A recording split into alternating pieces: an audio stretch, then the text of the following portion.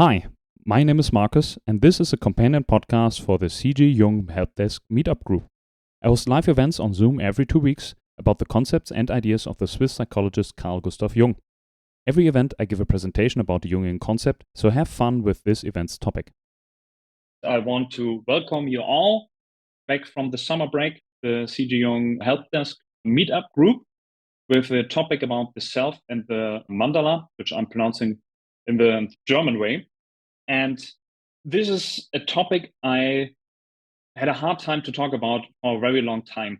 And the reason is Jung does not talk so much about the self. It's very often a limited matter. So if you read the collected works, very often there's not so much. When you read the first chapter of Ion, there's a very good introduction into Jungian psychology. And there you have a rundown how he sees the psyche and how it's structured. And there, of course, the middle point is the self.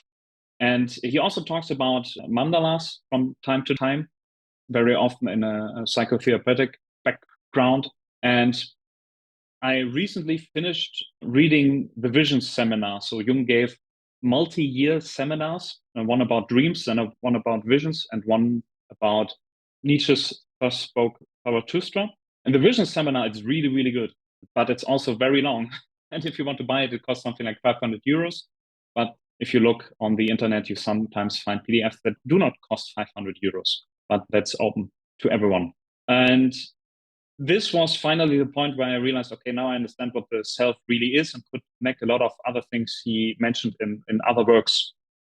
So this term itself comes from Eastern philosophy, since Jung was interested in Eastern philosophy, and Jung very often tried to use colloquial, known words and terms, the concepts he wanted to talk about. So he was really against all the doctors and psychologists who made up like Latin terms to complicate things. So he tried more to use common words and words that have been used before to describe what he's talking about. For example, archetypes was used in the old Romans. I think it was Cicero used it first in some letters. Then you have the shadow, which really is just describing the thing that is created by light behind an object. And you have logos, which comes more from Christian religion, and you have eros that's also coming from the Greek, and so on. So he uses terms where he thinks, oh, they're already existing and they're already pretty much describing what he tries to say. And the self is one of that. And for him, the self has a center position in the psyche. So he sees, just to make a quick rundown about the structure of the psyche, how Jung sees it, what we are and what we experience, this is the ego and the consciousness all around it. It's a little bit like the fire forest, and around it there's light surrounding the area of the forest. And the ego is what we, like the center of us, which perceives and which has a will and can act purposefully. We can make a plan and act it out. This is then the ego. And everything we do and know and are aware about, this is our consciousness. And this is why this association is between light and consciousness, because consciousness is the known, it's the understood, it's the integrated.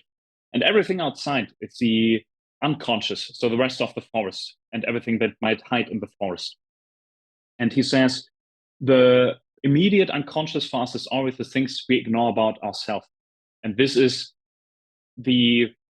our shadow side, our personal unconscious. It's where things are by accident or things we don't want to think about, that we don't want to deal with. They're hidden parts of our personality. But it goes further for him. He says there is a very deep part, which is the collective unconscious. And this is a parts of psychology that we share with all human beings that exist now, that has existed before, and even with animals, and it could be said human nature and things that go even deeper.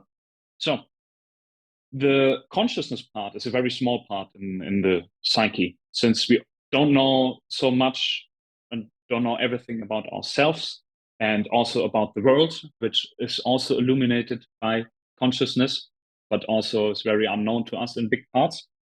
And he sees the self as the totality of the psyche of everything combined. He calls it also the objective psyche. So while we have our little conscious part, the rest of the psyche could also be a unified thing, a unified being. And this is the self. And the reason why things are not necessarily unified is because we have a direction where we want to go and a direction where we adapted to.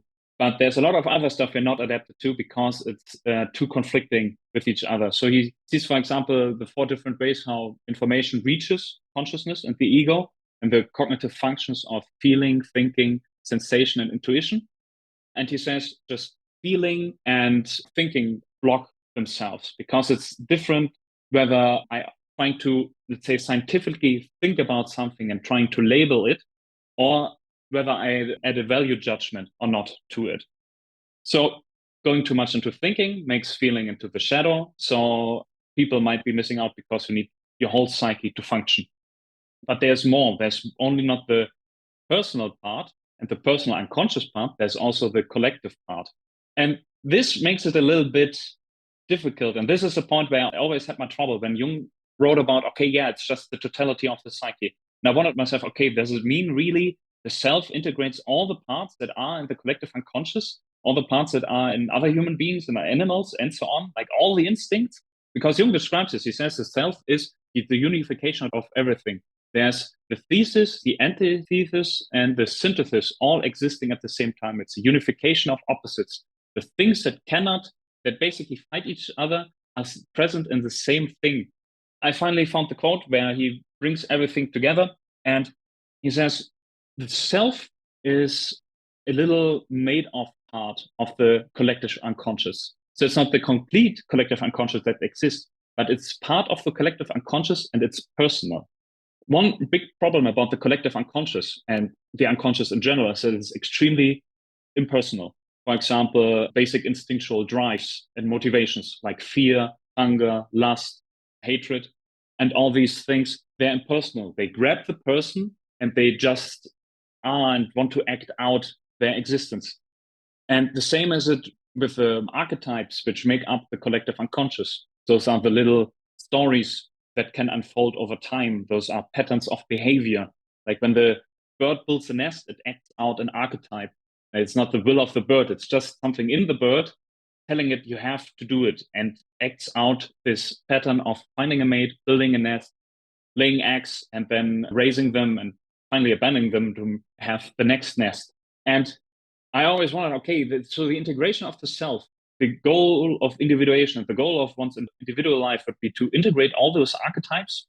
And Jung says, no, there are collective contents that are kind of selected, and they're selected for one self. There is, in all these impersonal things that are happening in the unconscious, especially in the collective unconscious, there's a personal component happening, and this is the self. The self is designated to oneself. And it is a little bit like a guiding principle, like an organizer of contents of the collective unconscious, meaning like collective contents that manifest in one's life. It is, Jung goes even so far to say, like the thing that we experience, what we see and are able to perceive in the world, is very often our projected psyche. That we are only seeing what we're able to see, filtered through the consciousness, the things we are trained. But that there are also things from our unconscious being projected into the outside world that we do not see in ourselves.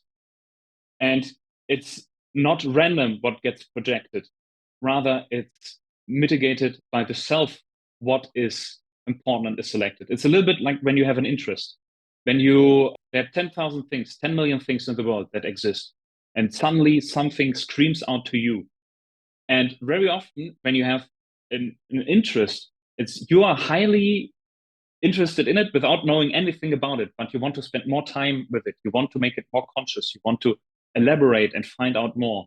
But it's not unique. Not everybody has the same interest in the world. Everybody has different interests that interest them. And for Jung, this is basically the self calling out consciousness to come, find out, and develop, because the goal of consciousness is to grow and grow and to integrate more and more things of the unconscious to become complete, to fill out this complete space, which is basically the self, to combine all the opposites, to combine and be master, or let's say skillful in handling archetypes, instincts, and so on, unconscious contents.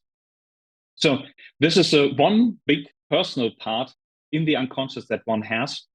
And you have to think about it a little bit like a magic circle coming and fencing off like a part of the collective, of the world. And this part suddenly speaks to you and comes important for the development. This is a kind of an assembling process taking place. And this is now becomes a little bit complicated because it goes in the idea of synchronicity. Assembling in this concept means an archetype assembles, for example. When the bird builds a nest, it becomes assembling process that the bird starts to get all the pieces of the nest and brings it into the nest and searches a little space. And this assembling process is a little bit also like snowflakes. You have water, it gets cold, and it automatically has this geometric form. And it follows certain rules. There's always 6 sides. Every snowflake is different. That's why I say it's like a snowflake, everything is different, but it still follows some geometric rules. The self basically does also this, but for one's individual life. So it's guiding in the sense that it starts to assembling not only images in the psyche, but for Jung, and this is a synchronistic aspect, situation in one's life. When Jung talks about the idea of things you are not aware of in yourself start happening around you, for Jung, it's a big part perceptive, and the things you don't want to see about yourself, you find outside. This is why people see the shadow outside of themselves in other people. But what they really see are the psychological contents they don't want to take care of in themselves. But Jung is farther in saying, okay, the things that are happening around oneself, the situations one encounters in the outside world, so not only in the inside worlds, are also assembled and mitigated by the self. And this is synchronicity, the connection between the psychological and the external world, and it manifests itself in weird coincidences and, let's say, in ironic situations. It's this idea of, okay, you never run the red lights, but if you do, the police sees you. So things coming together in curious, seemingly random ways that get a meaning through them happening to oneself and one's life. So oneself acting in the situation, and the situation creates something of kind of a special situation and pattern.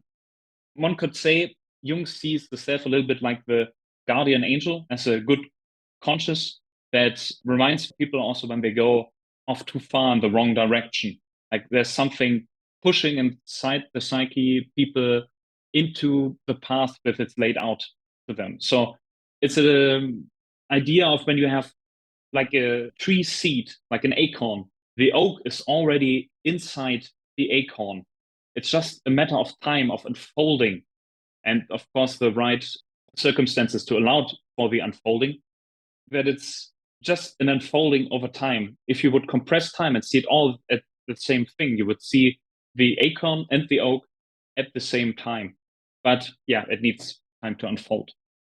So Jung is very cautious about the unconscious. So he treats it really like bad weather. It's something you have to survive in certain situations. For him, onslaught about unconscious contents can also create severe psychological problems, mental problems like psychosis or schizophrenia, where images from the collective unconscious become so overwhelming that they break apart consciousness and fragment the whole of personality. So people are basically gone.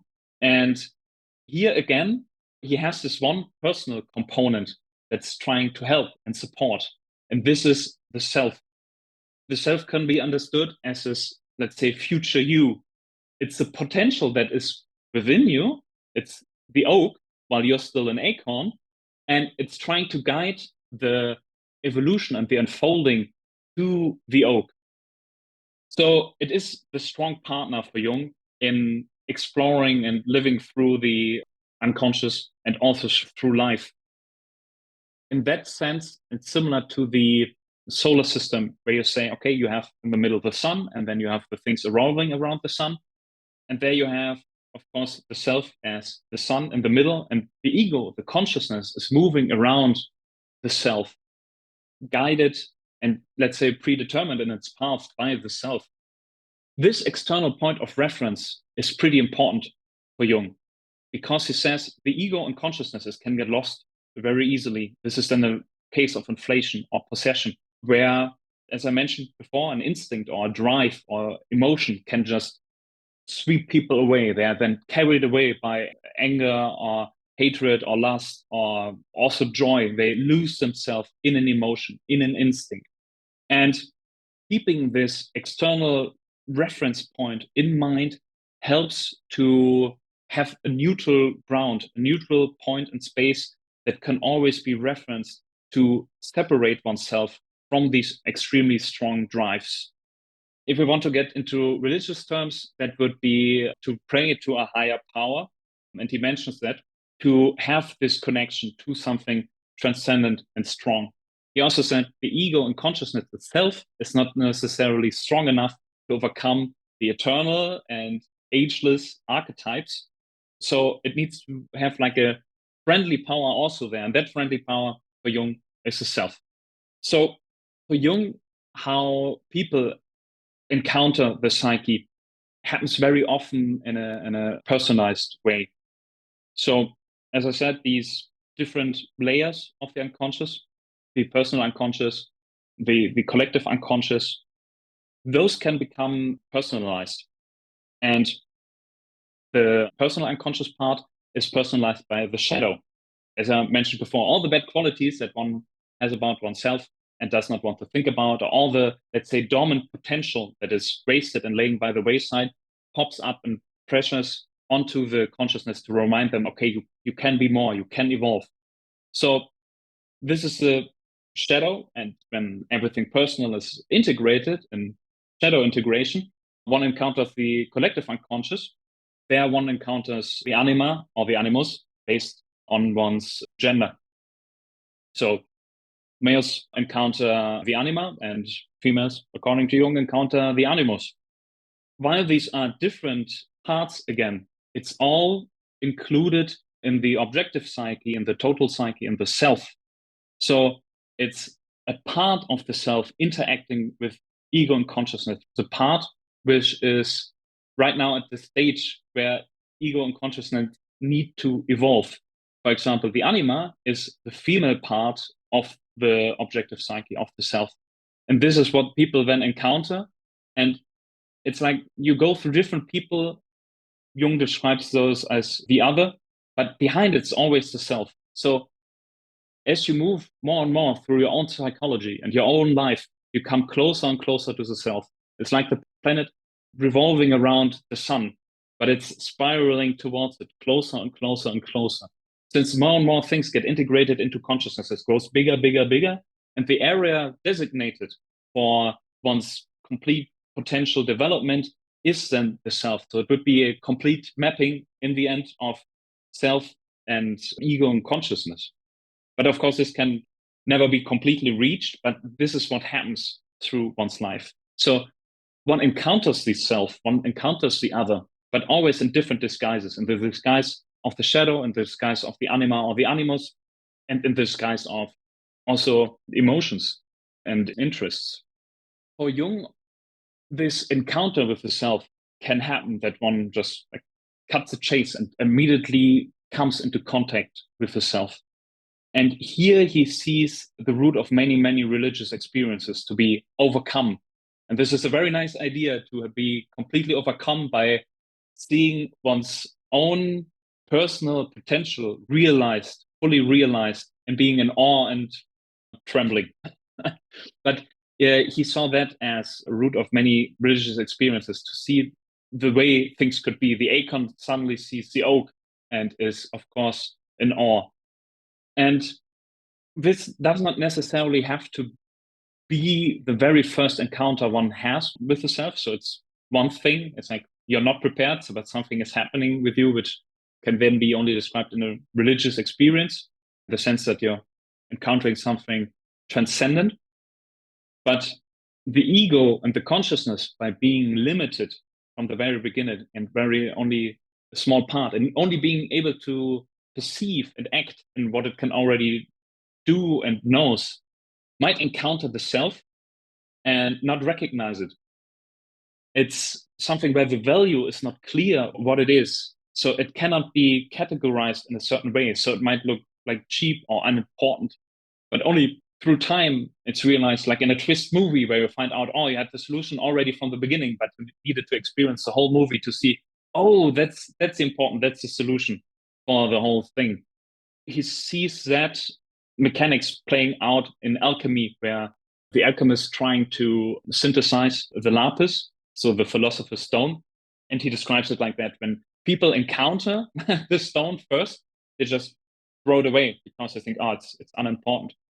On a side note, for example, Einstein, when he had the revelation about E equals mc squared, he wrote it down before he had really the breakthrough to publish it and everything. It took him 8-9 years to really like process it. You encounter something, but it does not necessarily mean that you immediately can put it to use. It's a little bit like when your parents give you advice. It's you're way too young to understand it, and once you encounter the situation, that okay, now I remember why I've been told this. So it's when you encounter it, it's very often too early and not recognized. So I very often until now use the description of that you have like the planet going around the sun, it's a circle, or you have a fenced off area of the collective unconscious, or you have a movement towards something, spiral motion, and so on. These are all descriptions of geometric patterns of motions. And here comes the second part of this topic, because very closely associated with the self is the experience of the mandala. And the reason for that is that through the motion of the ego and consciousness, through the self, there is something like a pattern drawn. So if you would see, for example, all your motions that you do, right now you're just one person, you're like one frame in a movie, but a movie has 24 frames a second. So you have a lot of still images, you and time.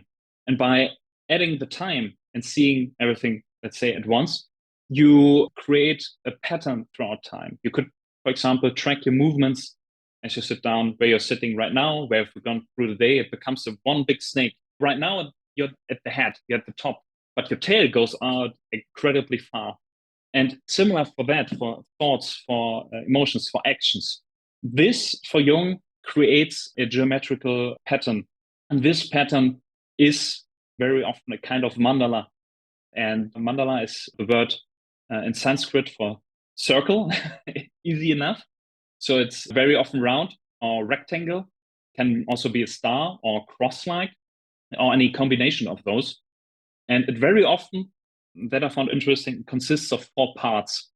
So when you have a mandala anywhere, very often there's somehow 4 parts in there. They're also very often equal. Jung saw this as a confirmation for his idea that there are only 4 cognitive functions, because he found the 4 cognitive functions also in mandalas. And the cool thing, it's not static, it's moving.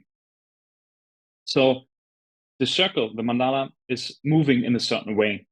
This can be clockwise or anti-clockwise. And this clockwise motion, Jung says, it describes very often a conscious mode of being, becoming conscious.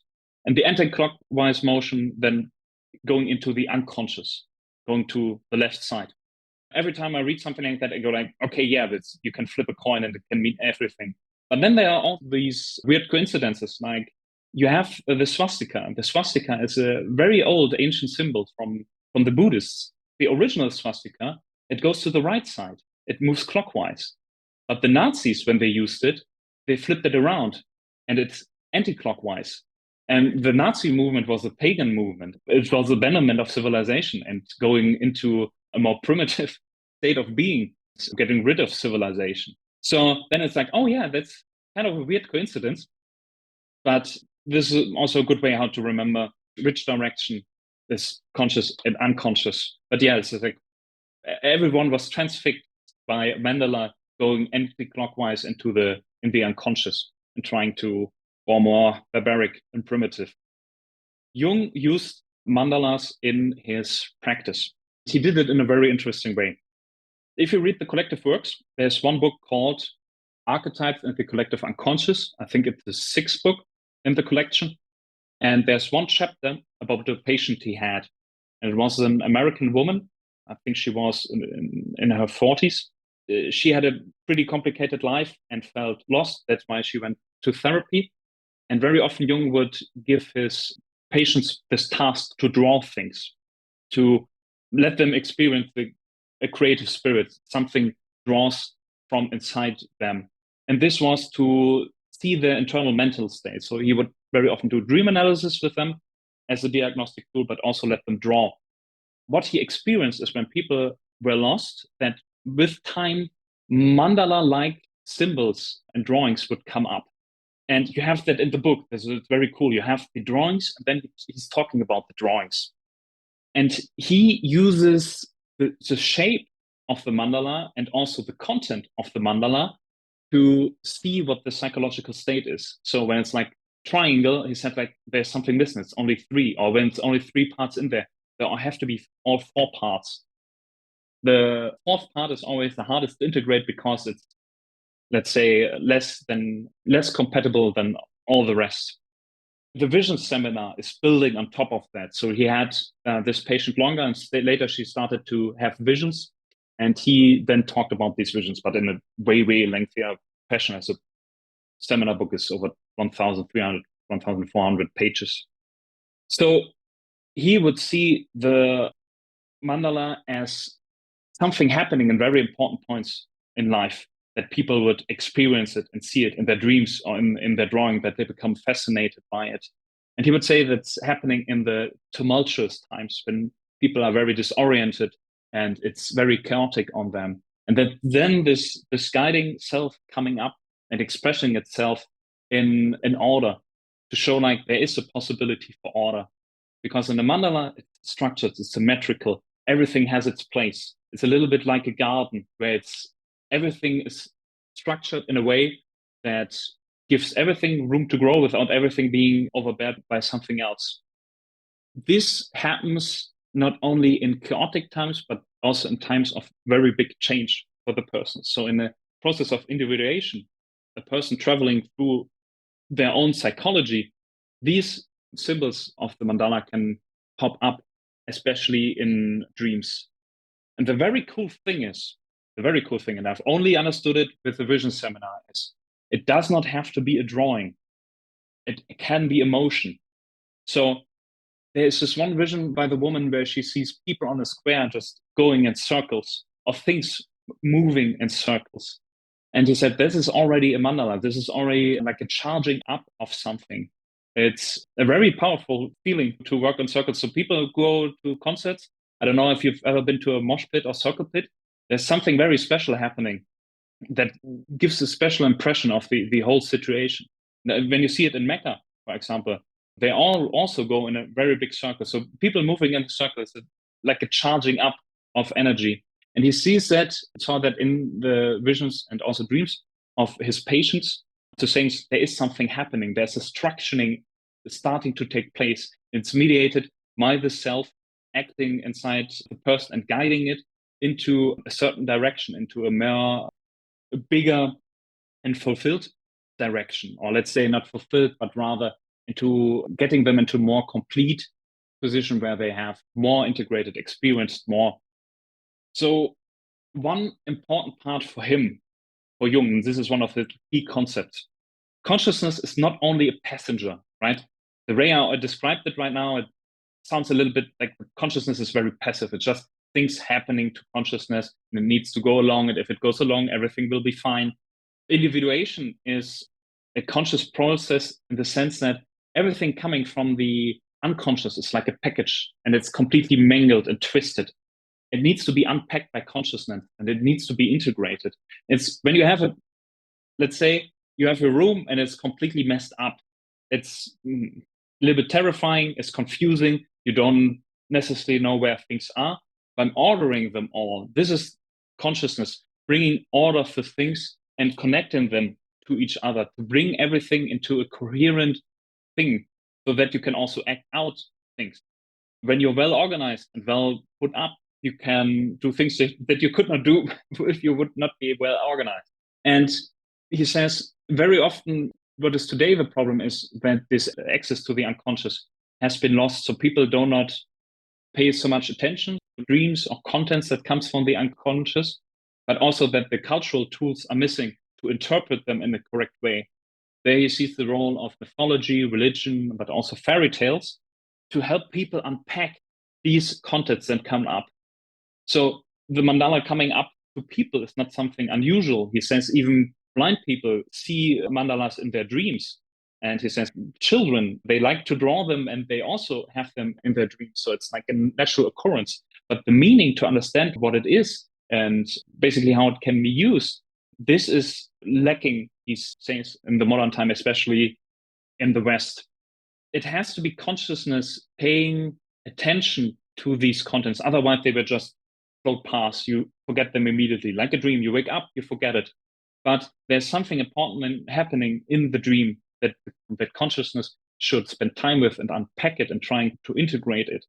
So he said, just because a mandala happens does not mean that, oh, now everything is fine. I have my ticket, I just take the ride. He says schizophrenics or people with psychosis, they have also these incredibly mandala dreams, but he says nobody's home to really experience them.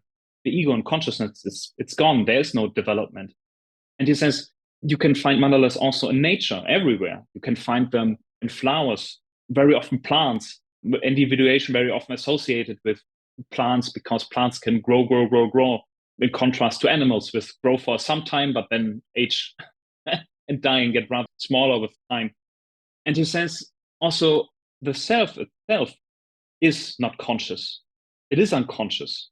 Only consciousness is conscious. And that's a weird thing in the psyche where he says, okay, you have the ego, you have consciousness, and this is the things we can experience. We are aware that we are, and we can do things purposely. But the self itself, it's unconscious, dreaming, sleeping. It also just does a little bit like an archetype, but as I said, a personal archetype that guides one. It's the oak is there, but it's sleeping, and the acorn is awake and tries to become the oak, but the conscious oak with time. And this makes the self difficult to map. Like everything that comes from the collective unconscious or unconscious in general, it's fuzzy. It's hard to say what is what, right? He sees it really as many different forces. And this can be instinct, that can be archetypes acting against each other in the unconscious to see then okay, this is my personal part, this is my helping part. This is pretty tough. This can be confusing.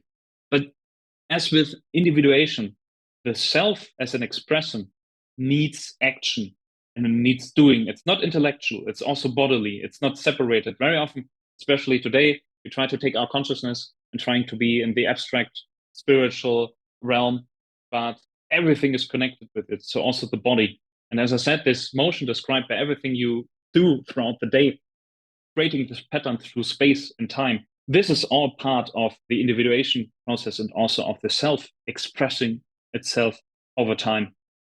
The last thing I want to talk about is what it all means in a cultural context today. And I mentioned it before. He sees that there are very stark difference between the West and the East in regards to philosophy. He says, well, mainly in the West, it's missing this idea of the self and also of the mandala. Like the mandala of the West, he says, is a cross and it's not very easily. And he said the most accurately expression of the self would be Jesus. But it's all in an infant stage. For him, the Eastern psychology of philosophy is much further in developing these ideas and elaborating on them just by virtue of having a more uninterrupted civilization. For example, in India, you have 5,000 years of uninterrupted civilization, of elaboration on the ideas and people exploring the unconscious and codifying it in a certain way. While in the West, you have very often interruptions. You have the pagan times, and suddenly come the Christians and just install the operating system of Christianity on everyone. And now we're losing, or have been losing, pretty much Christianity. So it's like always this start and stop. This is why he says the mandala is in the West more a personal thing that people have to explore for themselves. because the institution of the mandala is not as developed as in the East, where he says in the East it can be a temple that can be visited and be there as a inspiration and development point. But in the West, you basically have to build your own church made of wood that you find and some stones. So he says in the future it's possible that the Western understanding will also be as far, but he said not at the moment. So this understanding we have to take in mind is almost 100 years old. Of course, in the East happened a lot, like communism and capitalism and all those things. So there's also a big disconnect now in many places to the old traditions. One thing he also said back then, and he pointed it out multiple times, is that we cannot simply, as Westerners, copy Eastern philosophy and say like, oh yeah, we just built on top this 5,000 or more old, let's say, cultural elaboration about certain experiences. It cannot be done like this because of fundamental psychology, or let's say part of the psychology, it's different. So the needs of, let's say, immediate societal collective unconscious part are different. But I will talk about this in a later event about the psychology of the East and the West. And I want to thank you all for your attention. And I hope you learned a little bit about the self, that it all fits into Jung's pretty big view about psychology and the psyche. Thank you for listening.